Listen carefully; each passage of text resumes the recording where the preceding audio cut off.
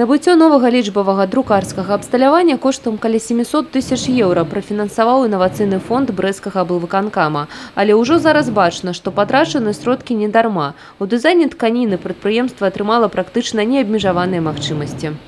Имеем возможность рисунки делать, печатать не в раппорт, а большими объемами. То есть одна простынь, один пододеяльник, один рисунок. Количество цветов очень большое, мы не ограничены в цветах. Именно то, что очень большое количество цветов, оно позволяет сделать на ткани рисунок в 3D-эффекте. Печатаем мы поплины, сатины.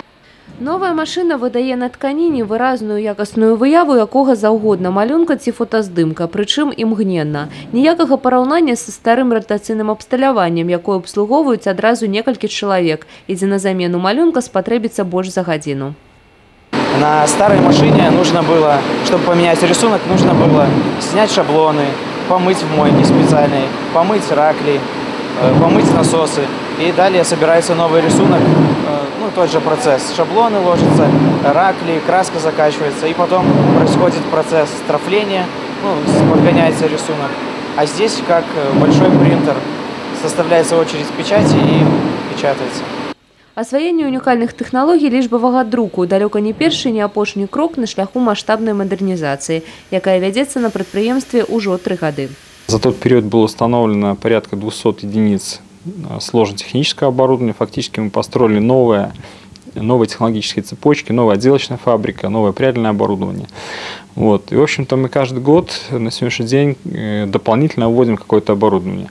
Если взять 2010 год, основной упор тогда делался, в общем-то, на изготовление тканей суровых, неотделанных, много продавали пряж мы.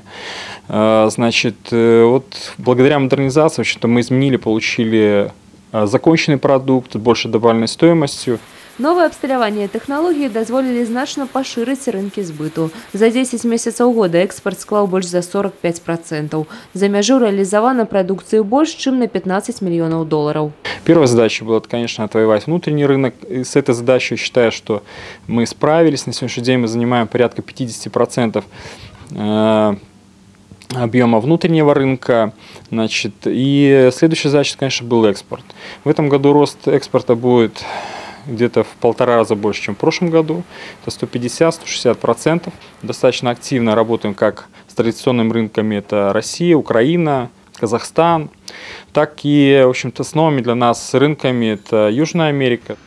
Уже ў бліжэйшым часе на прадпрыемстве пачне працаваць і сучаснае прадзільнае абсталяванне. Яно дазволіць выпускаць новыя 2- і 3-кампанентныя віды пражы, бавоўна з дабаўленнем лёну, віскозы і поліэфіраў, што яшчэ больш расшырыць вытворчыя магчымасці. Алена Ракуць, Кацярына Страха, Юрый Цітоў, тэлерадыёкампанія «Брэст».